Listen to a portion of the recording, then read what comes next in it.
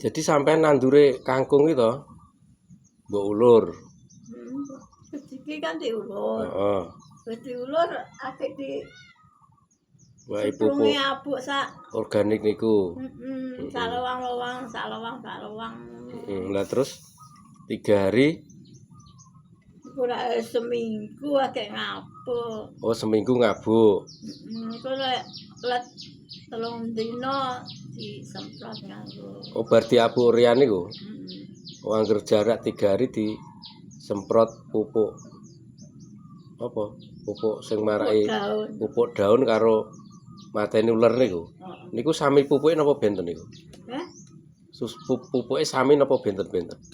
Yo beda aku nggur turang les dodol ngutik kae obat kaya. Pupuk daun. Pupuk daun. Lha ya tanduramu iso elokno Mbah Sri. Yo kuwi ya tak obat pisan yuran.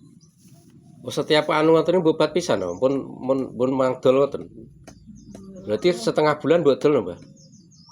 Iki bosane 20 kuwi. Lah kuwi sing kulon kuwi karo sing etan ki lete jane suwene nggur ketoke kate nggo sedhe lho. Lah marake sing kulon kuwi dhewe asep lah ngabuk rung ana abuk.